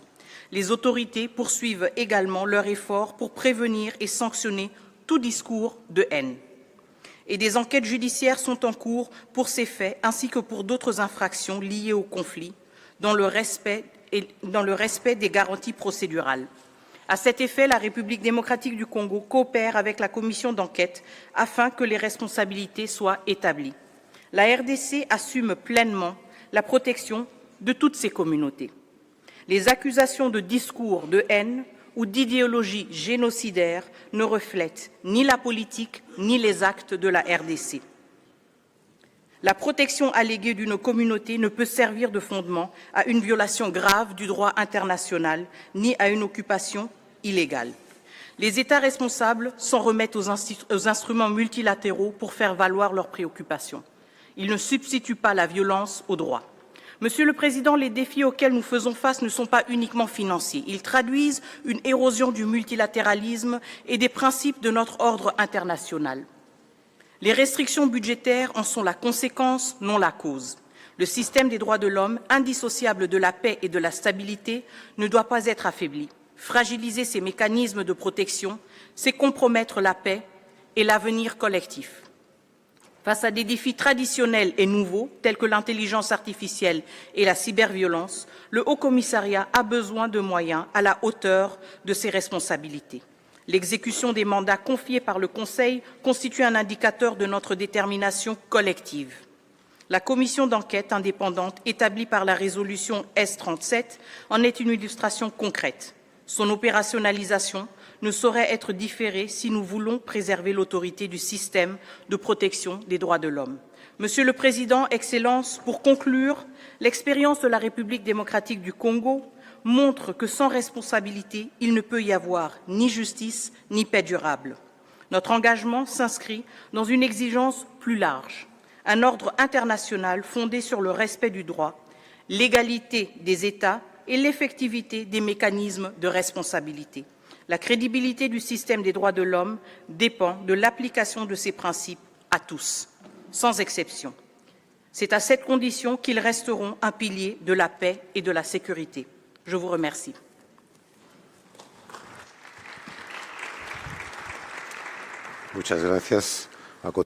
Merci beaucoup. Je donne à présent la parole à son Excellence Madame Alessandra Locatelli, ministre pour les personnes handicapées d'Italie. Je vous en prie. Monsieur le Vice-président, Excellences, Mesdames et Messieurs les représentants, c'est un honneur de m'adresser au Conseil au nom du gouvernement italien alors que l'Italie entame son nouveau mandat en tant que membre. Nous sommes très reconnaissants à tous les États qui ont appuyé l'élection de l'Italie. Ce résultat est une source de profonde fierté, mais également une grande responsabilité. L'Italie fait son retour au Conseil fermement convaincue du fait qu'il peut être un point de référence et un pôle de dialogue, de coopération et d'action concrète, et que l'Italie peut mettre à sa disposition son expérience et sa vision mondiale. L'Italie promeut la paix avant tout et surtout. En cette période particulièrement complexe et sensible d'un point de vue géopolitique, nous sommes profondément convaincus que le pluralisme, la liberté de tout individu et la dignité de la vie doivent trouver de nouveaux espaces de dialogue et devenir une priorité réelle pour tous nos pays. L'Italie s'oppose à et condamne toutes les formes de discrimination, de racisme, d'intolérance et de violence, plus particulièrement à l'encontre des femmes. Nous avons déjà appliqué de nouvelles lois et de nouvelles politiques visant à éliminer la violence domestique, à promouvoir le respect et à combattre la traite des êtres humains. L'Italie continuera de protéger fermement les droits des mineurs, des personnes âgées et des personnes handicapées. La protection des enfants et des jeunes, surtout dans le cadre des conflits, des crises humanitaires et des situations d'urgence, est un impératif moral et nous devons conjuguer nos efforts pour garantir une vie dans la dignité pour toutes et tous. En tant que ministre des Personnes handicapées, je tiens à réaffirmer l'engagement de l'Italie de faire respecter le droit de chacun de participer pleinement au monde du travail, à la vie sociale, aux loisirs, à la vie culturelle, au sport et à la vie politique dans nos pays. Ceci est conforme à la Convention des Nations Unies sur les droits des personnes handicapées qui fête cette année son 20e anniversaire. Nous avons engagé une grande réforme pour les personnes handicapées en Italie qui place les personnes au cœur de nos politiques et fait évoluer les perspectives, c'est-à-dire voir le potentiel que recèle chaque personne sans voir plutôt ses limites, investir et proposer des possibilités, garantir l'accessibilité universelle pour tous les aspects de la vie quotidienne et faire en sorte que personne ne soit laissé de côté. Les Jeux paralympiques de 2026, qui sont sur le point de commencer à Milan-Cortina, représentent un signe fort et tangible de la manière dont le potentiel et le talent de chacune et chacun peuvent toujours émerger. Mais j'espère qu'à l'avenir, en dépit des désaccords en matière d'organisation, de la division des organisations, nous pourrons avoir une cérémonie d'ouverture unique où tous nos athlètes extraordinaires pourront parader ensemble. Monsieur le Président, l'Italie souhaite réitérer son attachement de longue date à un moratoire universel sur la peine de mort. C'est un pas essentiel vers son abolition complète. L'approche italienne se caractérise par un accent sur le dialogue, la coopération et l'assistance technique. Nous souhaitons nous employer à prévenir les violations avant qu'elles ne se produisent. Nous remercions le commissaire, M. Volker Türk, pour son rôle de chef de file ainsi que pour son initiative d'Alliance mondiale pour les droits humains. Je me réjouis de recevoir davantage d'informations à cet égard et de l'appuyer, de renforcer notre partenariat. Nous continuerons également de coopérer pleinement avec les procédures spéciales, les organes conventionnels et le pays. Monsieur le Président, Mesdames et Messieurs, le temps est venu d'investir davantage dans le respect des droits humains, dans la grande œuvre que nous menons ensemble afin que la paix, non pas la haine, soit la boussole de nos actes. Les droits humains et la sécurité sont indissociables. Le respect des droits et des libertés constitue le fondement de la stabilité, tandis que le conflit et la violence ne font que les éroder. Renforcer le système international des droits humains implique que l'on investisse dans la prévention, dans des mesures concrètes qui ne peuvent plus être remises à demain. Pour ces motifs, l'Italie On va travailler avec ce Conseil pour créer de nouveaux ponts, promouvoir le dialogue entre les régions et les traditions et veiller à ce que les droits humains restent au cœur des objectifs de la communauté internationale. Nous assumons ce mandat avec humilité et responsabilité, mais également avec détermination, car ensemble, nous pouvons changer le monde. Nous pouvons faire plus. Je vous remercie. J'invite à présent le ministre des Affaires étrangères et des Affaires européennes de la Slovaquie, son Excellence M. Juraj Blaner.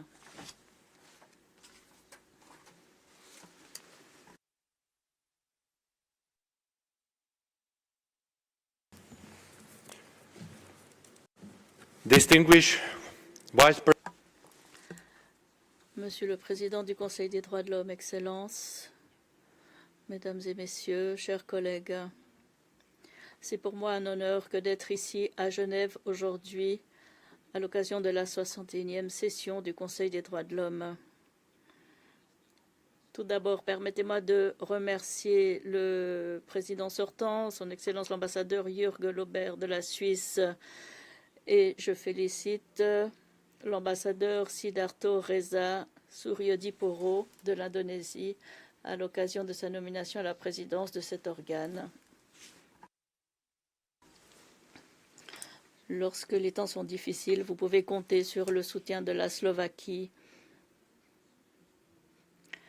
Monsieur le Président, aujourd'hui, malheureusement, nous marquons le 4e anniversaire de la guerre en Ukraine, une guerre qui a été le théâtre de souffrances immenses pour des millions de civils à l'origine et qui a été à l'origine de la destruction d'infrastructures critiques et qui a mis au défi les fondements même de l'ordre international. La Slovaquie est profondément préoccupée par des rapports qui font état de transferts et de déportation d'enfants ukrainiens, ce qui suscite des préoccupations graves en matière légale et de droits humains. Nous soulignons l'importance de protéger les enfants en situation de conflits armés et d'appuyer les efforts internationaux à cet égard. En décembre 2025, la Slovaquie a donné son soutien à une résolution de l'ONU qui exige le rapatriement immédiat, sûr et inconditionnel de tous les enfants ukrainiens transférés contre leur gré ou déportés. La Slovaquie pense qu'une paix globale, juste et durable pour l'Ukraine ne sera possible que par le biais d'une solution diplomatique fondée sur les principes essentiels de la Charte des Nations Unies, y compris la souveraineté et l'intégrité territoriale de l'Ukraine dans ses frontières reconnues au plan international. Malheureusement, l'Ukraine n'est pas le seul point chaud de la planète. Au Moyen-Orient, en dépit d'un cessez-le-feu officiel, les souffrances à Gaza sont une preuve évidente de la nécessité urgente d'un nouvel engagement mondial en faveur de la paix et des droits humains. Les restrictions et violations des droits humains fondamentaux, les détentions administratives sans chef d'accusation ou la violence des colons en Cisjordanie doivent cesser. Près de 20 000 patients de la bande de Gaza, y compris 4 000 enfants, sont en attente de traitement à l'étranger. L'escalade menace la résolution 2803 du Conseil de sécurité de l'ONU. Le plan de cessez-le-feu du président des États-Unis, M.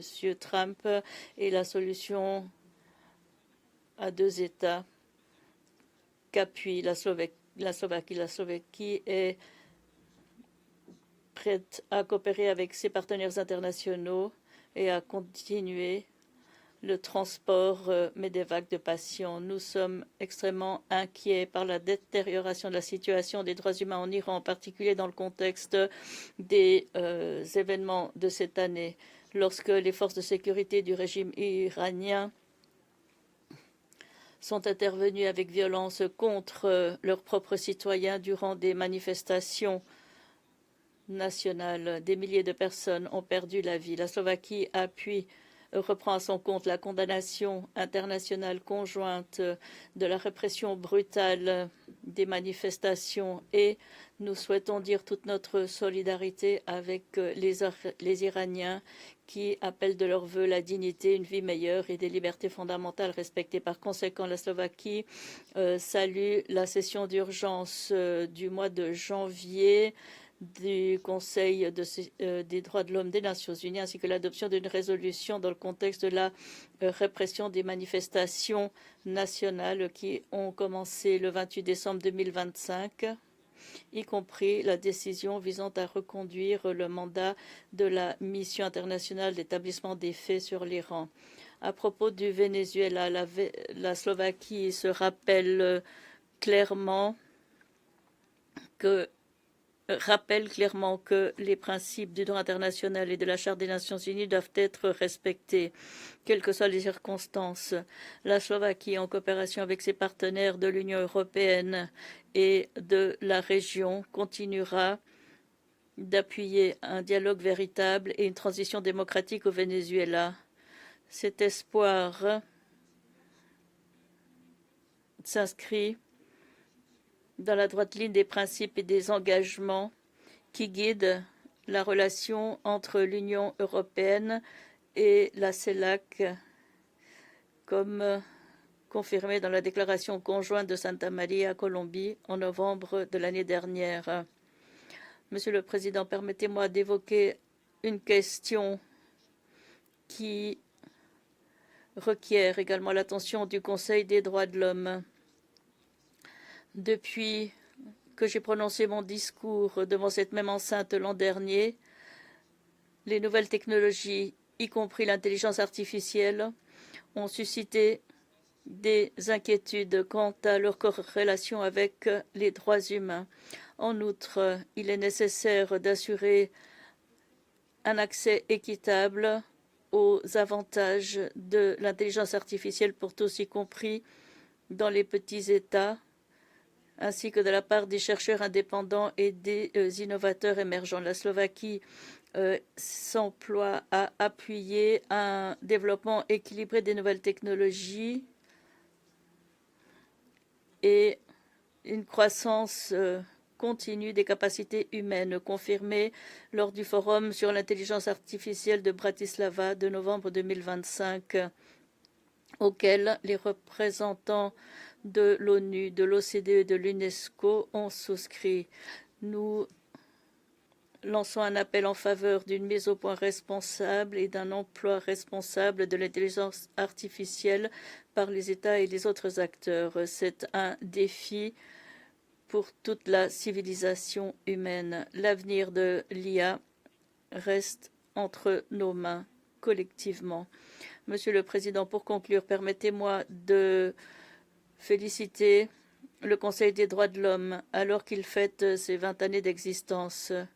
Cet anniversaire est une occasion de reconnaître ses réalisations et d'en faire l'éloge, mais également une occasion de réfléchir à ses lacunes. Nous appuyons sans réserve les efforts de rationalisation déployés actuellement qui mettent en exergue la nécessité d'un Conseil plus efficient et réactif compte tenu de la crise financière actuelle, mais également de la réforme ONU 80.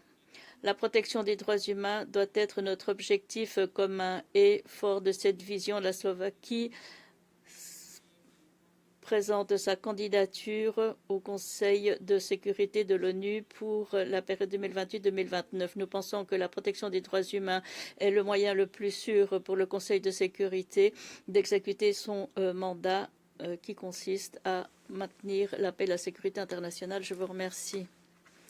Merci beaucoup. Je vais à présent passer la parole à son Excellence, Monsieur Osman Mohamed, ministre des Affaires étrangères de l'Érythrée, par message vidéo. Monsieur le Président, Excellences, Mesdames et Messieurs les représentants, C'est pour moi un honneur que de m'adresser à ce Conseil à l'occasion de l'inauguration de sa 61e session. Depuis ma dernière allocution devant cet organe, le paysage mondial a continué d'être l'objet de mutations extraordinaires. Alors que le système multilatéral s'est heurté à des défis sans précédent, il nous faut reconnaître qu'il prête le flanc à des attaques inédites. Lorsque la souveraineté et l'intégrité territoriale des nations est sapée, que des guerres sont menées en violation éhontée de l'interdiction, de la menace ou de l'emploi de la force. La communauté internationale n'a pas été à la hauteur de son engagement collectif et de ses objectifs et principes consacrés dans la Charte des Nations Unies.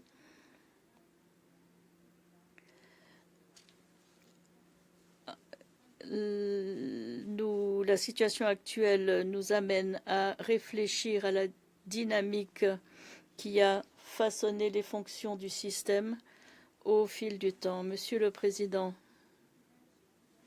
le Conseil des droits de l'homme a une responsabilité importante, à savoir promouvoir le respect universel de tous les droits humains et libertés fondamentales. Or, il faut reconnaître avec sincérité que le Conseil n'a pas toujours honoré cette responsabilité. Il est arrivé que ces travaux soient détournés en faveur d'intérêts politiques étroits plutôt qu'en faveur des principes universels qu'il est censé défendre. Il faut inverser cette tendance. L'érosion continue de la confiance entre les États et l'affaiblissement de l'engagement vis-à-vis de la coopération internationale seront difficiles à restaurer. Les aspirations de tous nos peuples sont claires. Comme l'a dit le président Isaias Afwerki, et je le cite, l'aspiration universelle des peuples du monde est claire, vivre dans la paix et dans la dignité, pouvoir tirer parti de son labeur et s'aider en solidarité. Fin de citation. Cette aspiration devrait guider notre travail collectif.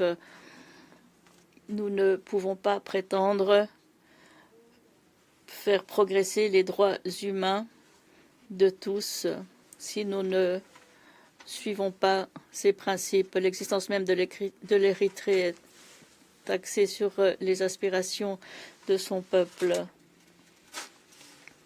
à savoir vivre à l'abri de toute ingérence étrangère et assumer la responsabilité d'une nation fondée sur une société équitable. Monsieur le Président, la vision de l'Érythrée est claire. Nous restons fermement convaincus de la nécessité de construire une nation autonome et prospère dans laquelle les droits et les libertés fondamentaux, y compris le droit au développement, sont protégés et défendus. Pour conclure, l'Érythrée réaffirme sa conviction indéfectible et son engagement à collaborer de manière constructive avec ce Conseil et ses membres dans un esprit de partenariat véritable, de respect mutuel de la souveraineté et de développement.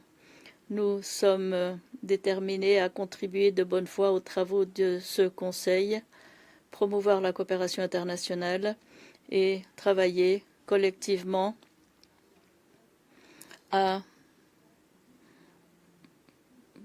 assurer l'avènement de la paix, de la justice et de la dignité intrinsèque de tous les êtres humains. Je vous remercie. Je vous remercie. J'invite à présent à la tribune son Excellence M. Espen Barth Eide, ministre des Affaires étrangères de la Norvège. Monsieur le ministre, vous avez la parole.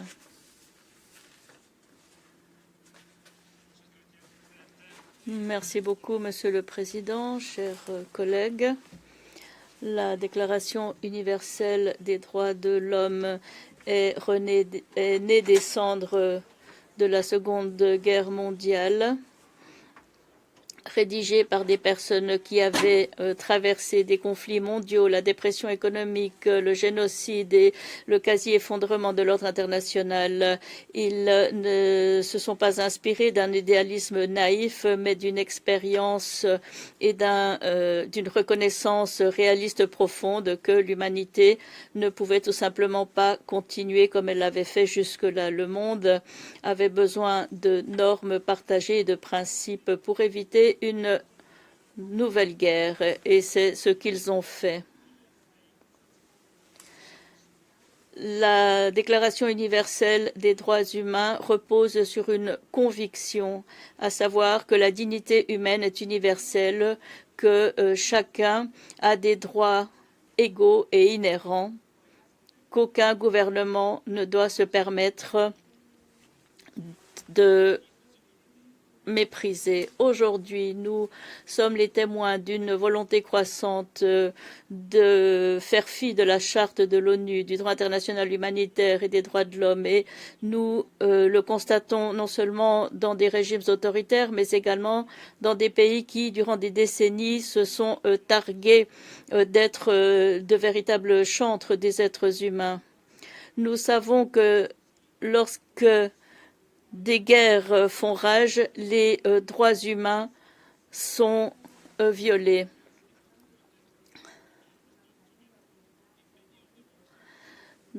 Dans de nombreux pays du monde, la guerre fait rage. Je commencerai par l'Ukraine. Voilà 4 ans que les événements ont commencé en violation des principes selon lesquels on n'envahit pas, on n'occupe pas le territoire d'un autre État. Voilà le socle qui nous permet de coopérer. Mais à cela s'ajoutent d'autres violations des droits humains dans les régions occupées, enlèvement d'enfants et autres atteintes commises par la Fédération de Russie. Les exemples sont nombreux, donc c'est un moment important. Il nous faut nous rappeler ce que les pères fondateurs de la déclaration avaient à l'esprit. On constate que les droits humains sont contestés non pas uniquement par des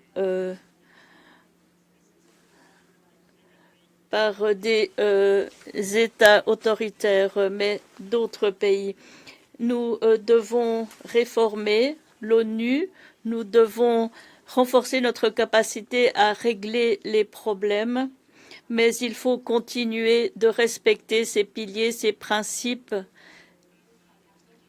Mesdames et messieurs, j'ai l'honneur d'annoncer la candidature de la Norvège au Conseil des droits de l'homme pour la période 2028-2030. Notre candidature reflète notre rôle de longue date en tant que défenseur du droit international fondé sur des principes et défenseur invétéré du travail de l'ONU pour protéger et promouvoir les droits humains au plan international. Les droits humains sont une obligation pour tous. La Norvège défend ardemment les droits des femmes et des filles, l'égalité fondée sur le genre. Nous restons l'une des voies de la liberté de religion et de conviction, liberté d'expression et de pensée. Nous continuerons d'appuyer les défenseuses et défenseurs des droits humains et la société civile, dont le travail est essentiel pour assurer la reddition des comptes et la résilience démocratique. Nous allons continuer de lutter pour les droits humains. Notre message est clair. Ceux qui défendent les droits de l'homme doivent être protégés à leur tour. La Norvège continuera d'appuyer la tenue d'enquêtes indépendantes sur toutes les situations graves de droits humains. La reddition de comptes doit s'appliquer partout, indépendamment de la situation politique ou géographique. Aucun État n'est à l'abri d'un tel examen lorsque les droits fondamentaux sont violés. J'aimerais également dire que les changements technologiques modifient le paysage des droits humains et nous devons prendre cette question à bras le corps. Les nouvelles technologies et l'intelligence artificielle feront partie intégrante de nos vies et nous devons bien comprendre l'importance de développer ces technologies pour le bien du développement, de l'équité, de l'égalité et tout cela conformément au droit international humanitaire et aux droits humains. Utilisé de manière responsable, c'est une richesse pour l'humanité. Dans le cas contraire, nous allons devant de vraies difficultés. Algorithmes discriminatoires, voilà ce qu'il faut combattre et il faut défendre les enfants en ligne. Nous avons un engagement partagé en faveur des valeurs intrinsèques de tous les êtres humains. Et lorsque ces principes sont contestés, notre réponse doit être stricte. Permettez-moi également de parler à la faveur de mon expérience en tant que Norvégien. Il est très important de tenir compte des droits économiques, sociaux, culturels, civils et politiques. Tous les droits doivent être défendus. On ne doit pas en choisir certains au détriment d'autres. La liberté d'organisation, la liberté d'expression sont des droits essentiels pour assurer la promotion des droits économiques, sociaux et culturels qui nous sont chers. Et encore une fois, nous vous rappelons que nous avons soumis notre candidature au Conseil des droits de l'homme pour la période 2028-2030 et vous remercie de votre considération. Merci beaucoup. Je passe à présent la parole à son Excellence M. Youssef Radji, ministre des Affaires étrangères et des Immigrants de la République du Liban.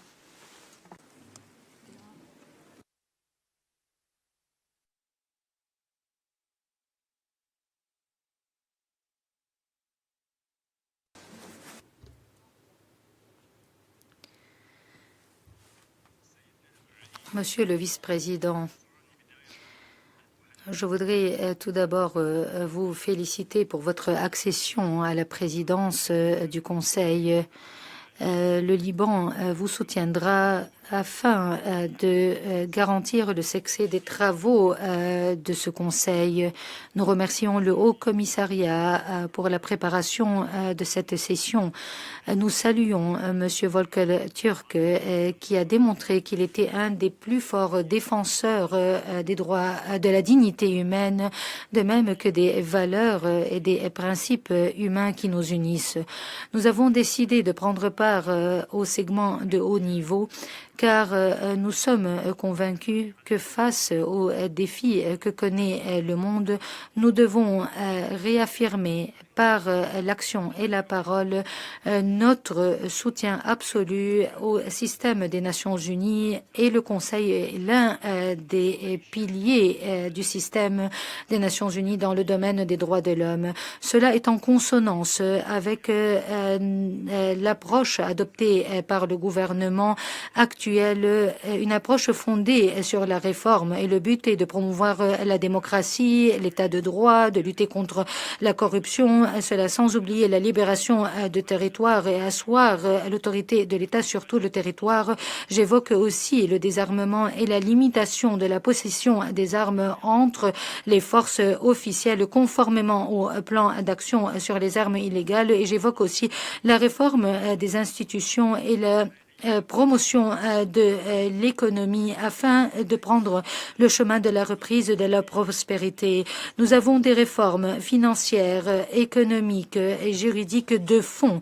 Nous avons restructuré le secteur bancaire et nous avons une loi pour l'indépendance de la justice. Ces réformes n'auront pas de résultat si nous n'attachons pas une grande importance à la promotion et à la protection des droits droits de l'homme, notamment pour ce qui est de l'autonomisation des femmes et la protection des groupes défavorisés, de même que de la garantie des libertés publiques et de l'indépendance du pouvoir judiciaire. Nous faisons cela malgré nos différents défis et nous allons dépasser ces défis à travers une volonté politique solide et une ouverture vis-à-vis de la société civile et en collaborant avec les différents mécanismes internationaux des droits de l'homme. Ceux qui ont pris part à le pays du Liban le mois dernier ont vu le sérieux du gouvernement pour ce qui est du respect de ses engagements vis-à-vis de son peuple et vis-à-vis de la communauté internationale. Afin que les efforts du gouvernement libanais soient à la hauteur des attentes, nous avons besoin de ce qui suit. Et là, je m'adresse aux États influents et aux États frères. Il faudrait faire pression sur Israël afin qu'il arrête les violations de la souveraineté libanaise. Israël devrait se retirer des territoires occupés et devrait libérer les prisonniers conformément à la résolution 1701 et à l'accord de cessez-le-feu de 2024. 2. Il faut soutenir l'armée libanaise et renforcer ses capacités afin de limiter la possession des armes qui sont entre les mains des groupes non gouvernementaux. Il faudrait le soutenir pour asseoir sa souveraineté sur tout le territoire libanais. Et nous voulons participer à la conférence de soutien de l'armée libanaise qui aura lieu à Paris le mois prochain afin de parvenir à des résultats efficaces. Et nous avons aussi la crise des réfugiés syriens. Cette crise est une entrave pour ce qui est de redressement économique. Nous voulons que les réfugiés syriens reviennent à leur pays de manière digne et qu'ils vivent en stabilité dans leur pays. Que le multilatéralisme nécessite d'être réformé afin de l'aligner progressivement sur les nouvelles réalités d'un monde extrêmement complexe, nul n'en disconvient. Il n'en demeure pas moins que réformer, c'est le contraire d'enterrer.